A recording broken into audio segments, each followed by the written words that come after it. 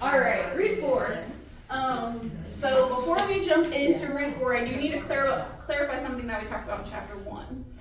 So, I am a fallible human being and I made a mistake when we talked about Ruth 1.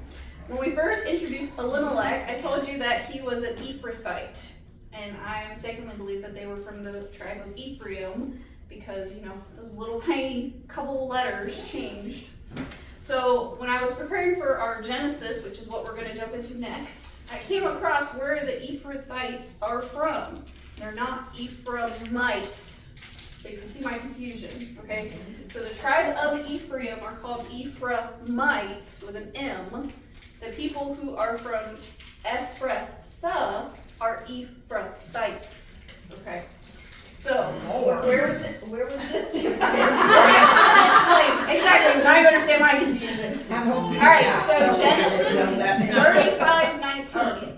Okay, so Genesis 35:19 tells us, this is the exact quote from Genesis 35:19. So Rachel died and was buried on the way to Ephrathah, that is Bethlehem. So it was its previous name, its original name before it became Bethlehem. Okay, so this is basically telling us that these people were in Bethlehem before it was Bethlehem. Okay, so people of the land of that area, not from the tribe of Ephraim. And that's going to become important by the time we get to the end of this chapter. Okay, so hold on to that. We are going to come back to the tribes and all of that at the very end. Okay, but today in Ruth 4, we're going to tie all the threads of chapter 1, 2, and 3 together. And remember, we began with a famine, and we're going to end in fullness. And what started as tragedy is going to end in legacy. Okay, so let's start in Ruth 4, and we're going to read the first 2 verses. So now Boaz had gone up to the gate and sat down there, and behold, the Redeemer of whom Boaz had spoken came by. So Boaz said, "Turn aside, friend, sit down here." And he turned aside and sat down. And he took 10 men of the elders of the city and said, "Sit down here," and they sat down. Okay? So remember, where is Naomi and Ruth? Where are they? They're home. They're waiting. But she already went to him and sat at his feet and asked him and all that. And now she's gone back home. Now she's gone back home. To Naomi. And Okay. Naomi said we just have to sit and wait. She said, "You sit down and you wait." Yes. He's gonna go take care of this. Okay. So now Boaz, we have a different camera pan to where Boaz is, and he's sitting down and he's waiting at the gate. Okay. So think of this city gate as a mix between town hall, a courthouse, and like the social center of a town. Okay, everything happens at the gate of the city. Okay, so Boaz is gonna sit and he's gonna wait, and Naomi and Ruth are there home sitting and waiting. Okay, so while Boaz is sitting there, he knows eventually this other guy is gonna come walking by. So he does. And he's waiting on the one that's closer to her as a relative that should be the one to marry her. That should be the kinsman redeemer. Yes. So this is the guy that he's waiting on, okay? And he walks by, and Boaz invites him to sit down, come talk with me. We have some matters to discuss, friend, okay? And then when he does, Boaz also invites 10 elders to come and sit down. So he's basically bringing a quorum together of legal matters. So he's bringing, well, we would say like the 12 people of a jury as witnesses. Mm-hmm. He's bringing 10 eyewitnesses to say, we're going to have a quorum here because I have a legal matter to discuss with my friend. Okay?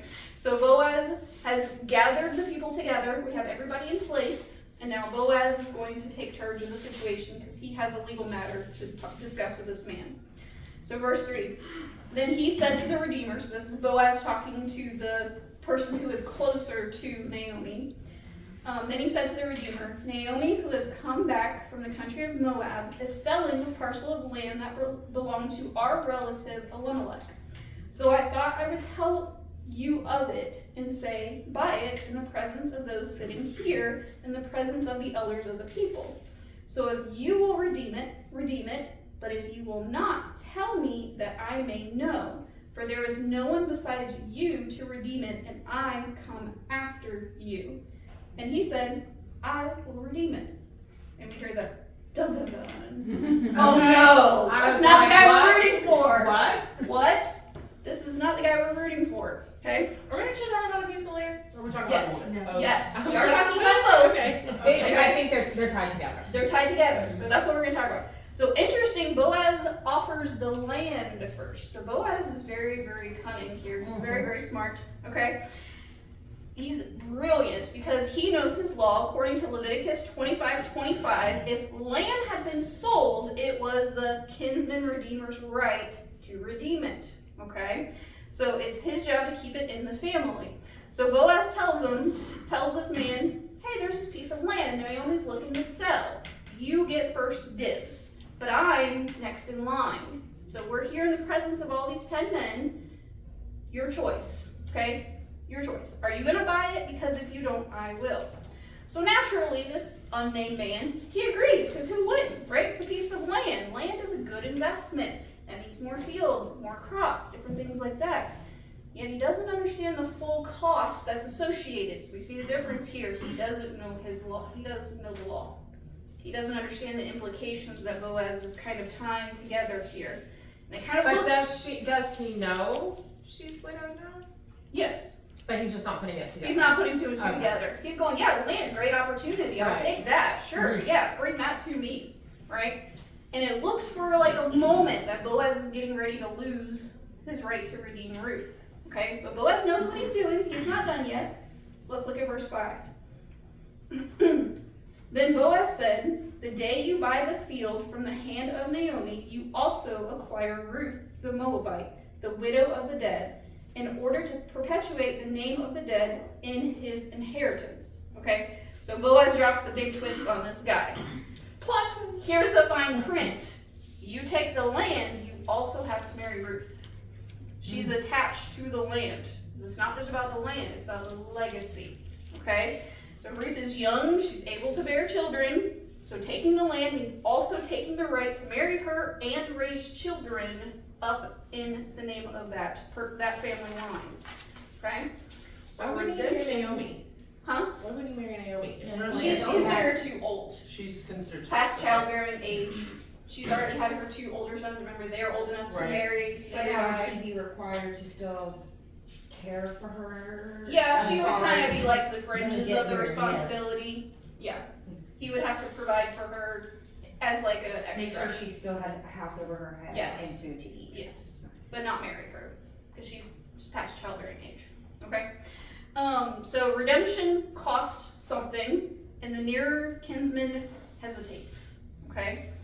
And it's interesting that we see how different people respond to these types of moments. Okay. When sacrifice is attached to opportunity here, this is what really reveals character, because Boaz has the same exact opportunity. He gets Ruth, he gets the land, and he has to bear children in their name. And this other guy, if he gets the land and he gets Ruth, he has to bring up children in his name. Okay, so both is the same exact situation, and we see two very different characters come out here. All right, so verse 6. Then the Redeemer said, I cannot redeem it for myself, lest I impair my own inheritance. Take my right of redemption yourself, for I cannot redeem it. So you hear the I, mine. So he actually backs out of this legal opportunity. And he says, I cannot do this because I'm going to ruin my inheritance, which is really not even his inheritance. It would belong to his children. So likely he probably had a wife and children. He was already married. And he was probably thinking it's going to complicate the waters here. And I really don't want to do that. My wife's probably not going to be happy if I bring another wife home. Yeah. Okay. And my children, they're not going to be able to inherit as much if I have to bring up this other child, because then I have to provide for this other child. And I have to provide inheritance for them. Okay? So he's out. He is tapped out. He says no. Okay? He is protecting himself rather than extending grace in this situation, which is probably why Scripture withholds his name. We do not know his name. We don't even know how they are exactly related, and that's probably on purpose, okay? Because this would be actually very shameful in an honor culture to not step up to the plate, as it were, and to accept this position. Even if you already had a wife. Even if you already had a wife, yes. So what seems like a door closing for Ruth is actually a door opening to something far better that she could have never, ever imagined for her chosen Redeemer. So verse 7, Now this was the custom in former times in Israel concerning redeeming and exchanging. To confirm a transaction, the one drew off his sandal and gave it to the other. And this was the manner of attesting in Israel. So when the Redeemer said to Boaz, "Buy it for yourself," he drew off his sandal and gave it to Boaz. Okay? And we go, that's really weird, right? Have you ever gone to a store to buy something and take off your sandal and give it to them instead of cash? Right? That'd be nice. Can I just give you my he's sandal? telling him, I don't want you to have it, and he's losing a sandal? He's losing a sandal too. Yeah. Right? But So let's What talk if I about want that. to keep my What if sandal? I need my shoes? Right, like, and they really did need their I ain't shoes. trying to They try. were- Right, they really- Not trying to try to Okay. get ours on with one shoe on. Okay? Yeah, you maybe had two if you were really, really, really rich. Like normally you'd only have one, and you would just repair the one pair. So he maybe has a backup. Maybe has a backup pair. Okay, so they're sealing it the old-fashioned way, as we're told, by removing a sandal. But this comes from Deuteronomy 25, and that was the custom to transfer the right of redemption. But what's interesting is that Deuteronomy 25 paints a very, very different scene from this one. In Deuteronomy 25, typically if the man refuses to redeem the woman who is there, according to verse 9, here's what the woman gets to do. Okay, so this is the woman's right in front of eyewitnesses. So are we in front going of to the assume this elders. is what she does do, it just may not be No, spoken about? This is what would have legally happened, but this is not what's happening with Boaz. Okay. So this is what would have legally happened and happened at some point, just not for Boaz. So verse 9 tells us, the woman shall go up to him, the guy who refuses, in the presence of all of the elders, pulls off the sandal off of his foot and spits in his face. Oh, wow. And she will answer and say, "So shall it be done to the man who does not build up his brother's house." That was Ruth's legal right to do it. And we don't see that happening here. Man, women's rights go way back. Could you imagine if that was you and a man said, "No, I will not redeem you," and you get to rip off his sandal, keep it for yourself, it's now your sandal, and spit in his face and curse him in front of everyone for him not redeeming you? Okay? This was the legal right in Israel at the time it happened, but it doesn't happen here. We don't see that happening here. Okay? So let's go on to verse 9. Then Boaz said to the elders and all the people, "You are my witnesses this day that I have bought from the hand of Naomi all that belonged to Elimelech and all that belonged to Chilion and Mahlon.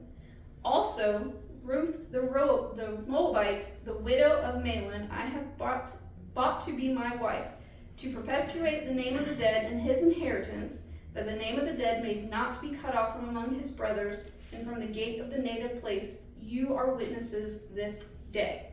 Okay?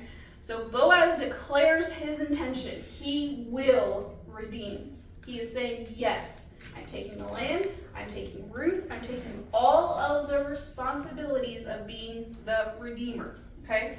Because he knows that it's not just about gain, he's focused on the legacy, because he literally says, the name shall not be cut off from the land. Okay? So he honors Elimelech in that line. But more importantly, he's honoring Ruth. He's actually taking her position here legally and honoring her right in front of all of these people. Okay? So back in chapter 1, Ruth gave up everything for Naomi. She gave up her people, her land, her family, the place that she's always known, and her future. And now God is going to turn around and give her far more than she could ever dream of. Remember, when she was going to Bethlehem with Naomi, she had no idea what was going to happen. She just thought she was going to be a widow the rest of her life, living with her widow mother-in-law, and then they were just going to survive. And now God is handing her this incredible opportunity. Okay? Jenifer, did Ruth not fulfill her right because she wasn't there, or because she didn't know of it? I don't know if she would have known about it. She probably did, since this is whole part of the still Redeemer thing. But Boaz tells her to go home, and Naomi tells her to sit and wait. So she is not part of the legal courtroom, but it was her right to be there. So they're kind of taking away the shame aspect of this. They're not there to shame the guy, because I'll tell you the reason why they would take off the sandal. You ever heard of the walk of shame?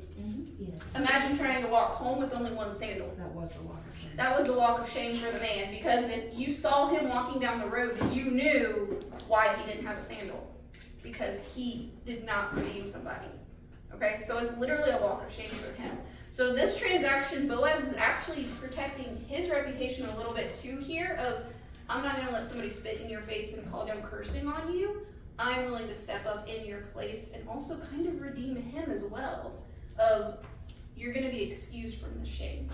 Okay, so that's kind of why I think Ruth isn't there, because Ruth would have then legally been obligated to spit in his face, take his sandal, and call down a curse upon him. So she would have been in their culture long enough to know that that was part of. Naomi has told her about the Redeemer law, so Okay. this was part of the transaction. Yeah, because it was basically the woman saying, will you redeem me? And if the man says no, then she has this legal right to shame him in front of everyone. Yeah. So they're kind of taking that out. So you see more of Boaz's character here. He doesn't invite Ruth to come with him to the gate to do this, which would have been their legal right. He's also protecting this guy that we don't even know his name.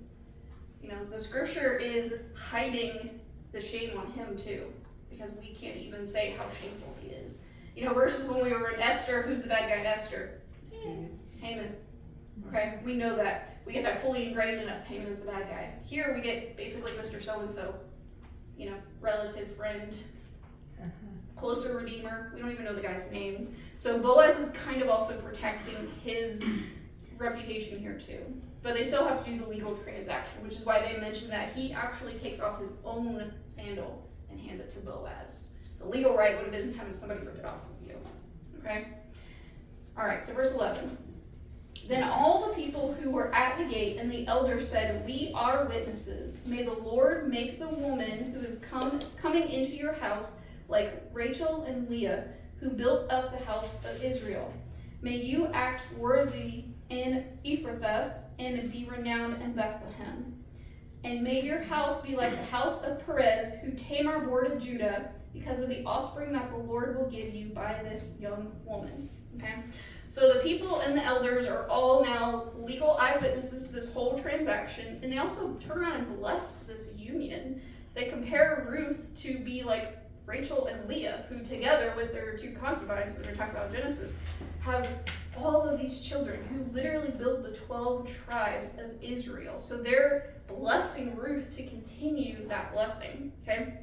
And they mentioned somebody here you probably don't know about, Perez. He's one of the ancestors of Elimelech and Boaz, okay? And he's born into a very, very messy situation, but God uses it and actually ends up redeeming them. So why Perez? Well, he represents restoration after sin. So the crowd is basically saying, may your house be something much bigger than even you can imagine, okay? What does it mean that the whole crowd is saying that? They're not They're saying this all in in unison. No, it's not. They're in agreement with what's going on. So they are voicing their agreement. Yes, we agree. Remember, this is a tiny little town. Mm-hmm. So it's that cultural agreement. Yes, we are on board with this plan. We agree with all this, and we're also going to bless you. Okay? So we will learn more about Perez in Genesis. It's a very fascinating story, but we will come back to him. So verse 13. So Boaz took Ruth, and she became his wife. And he went into her, and the Lord gave her conception, and she bore a son. So finally, at the end of the story, Ruth and Boaz are married, and the Lord opens up Ruth's womb, and he gives her a son. Now, this is the only time that God is directly named in the action part of the story, but as we know and study, he's all over the background. We see all of that. Because it says that the Lord gave her conception. And the gift of life and legacy in that culture, those signs of fertility and having a son, would have been seen as divine favor on this union, that even God was blessing this union from heaven. Okay? So verse 14. Then the women said to Naomi, blessed be the Lord who has not left you this day without a redeemer, and may his name be renowned in Israel. He shall be to you a restorer of life and a nourisher of your old age. For your daughter-in-law who loves you, who is more to you than 7 sons, has given birth to him. Then Naomi took the child and laid him on her lap and became his nurse. So the story's not over yet, okay? Look who steps back onto the stage. Naomi. The same woman in chapter 1 who says, "Call me Mara. The Lord has brought me back empty. I'm never going to have anything ever again." Now she cradles her grandson in her arms. And this isn't just a happy ending, it's a redemption one, even for Naomi. The child is called to her a restorer of life to Naomi. Her faith, though shaky, brought her back to Bethlehem, and God did not forget her there. And what's interesting is that it's the women that praise here. Even amongst this whole group of people, it's the women who praise Ruth and claim that she's better to Naomi than 7 sons because of her love and her devotion for her mother-in-law. And Grandma Naomi gets to be nanny to her grandson. She gets to be part of helping raise her own grandson. Verse 17, and the women of the neighborhood gave him a name, saying, "A son has been born to Naomi." They named him Obed. He was the father of Jesse, the father of David. Now these are the generations of Perez. Perez fathered Hezron. Hezron fathered Ram. Ram fathered Amminadab. Amminadab fathered Nahshon. Nahshon fathered Salmon. Salmon fathered Boaz. Boaz fathered Obed. Obed fathered Jesse. Jesse fathered David. And what's interesting here is that the women of the village get to decide his name. What does it mean? It means serving or worshiper. Okay? That's what Obed means. And at the end of the story, we have this incredible genealogy, which we kind of just breeze through. We go, okay, so what, right? And this genealogy is confirmed in 1 Chronicles 2. And this is why the location becomes a huge factor, because the Ephrathites grounds this family and the messianic line in Bethlehem before Bethlehem was even Bethlehem. Okay, before the birth of David, we have these people. Now let me give you a rundown of these people. So we will talk about Perez when we get to Genesis. Okay, that's a messy story. Let me warn you. Okay, so he has a son. Perez means breach. If you read Genesis 28, you'll see why his name is Breach. He's literally Breach. He is actually a twin born to Tamar after she tricked her father-in-law. Okay. He has Hezron, and his name means courtyard. So, if y'all are looking for baby names for the future, grandchildren, his name means courtyard. He's mentioned in Genesis 46 as one of the 7 people who go down to Egypt with Jacob, okay? He has a son named Ram, and not that Ram. It actually means high or exalted, okay? Now, he is likely born in Egypt because he's not named among the 70, so he's probably born and raised in Egypt, the first of that line. And then we have his son, Amminadab, and it means people offered willingly or my kinsman is noble. It's kind of an interesting combination name that we have here. But he fathers a daughter named Elisheba. And she actually marries Aaron, Moses' brother. Okay, so he's the father-in-law of Aaron. Okay, and then he has a son, Nahshon, and his name means enchanter. You kind of start getting the Egyptian influences here. But he's actually a leader of the tribe of Judah, and according to Numbers 7, he was the first to present an offering in the tabernacle, okay? And he's also the first to lead in the desert marches. So he is a very, very faithful man. And you start to see the faith shift from influences of Egypt to being the leader of Judah to his son, his Salmon, which means clothing, again, if you're looking for baby names. This is the man who marries Rahab from Jericho. Okay? She's the one that hid the spies. They get married. Their son is Boaz. Now you kind of see where Boaz gets his character from.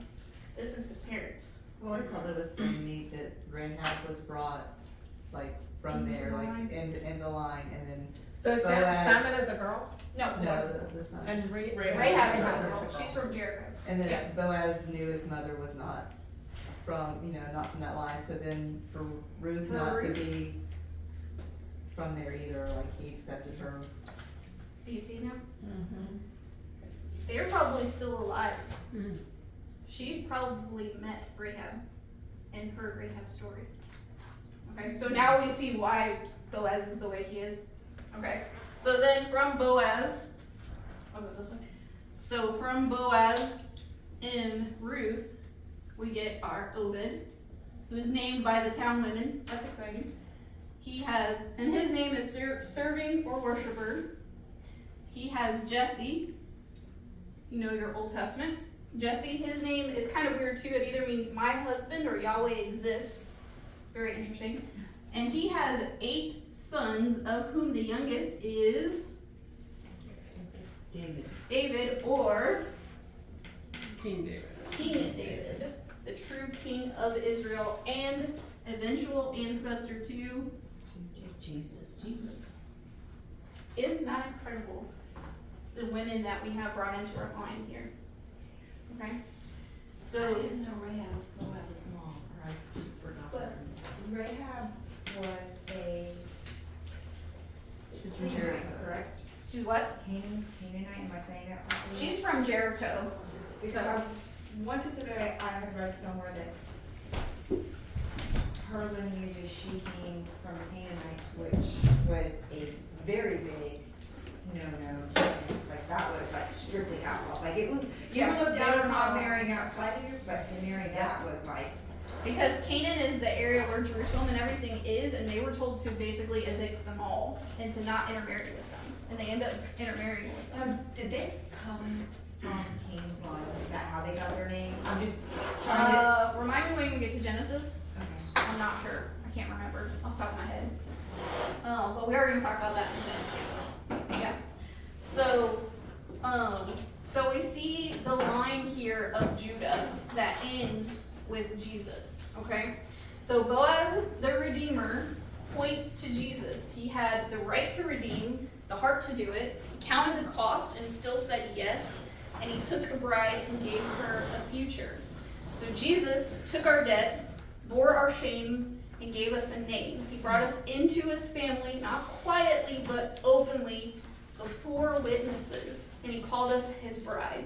So if you ever feel like your story is too broken, or your legacy is just too lost, I want you to remember Naomi and Boaz and Ruth.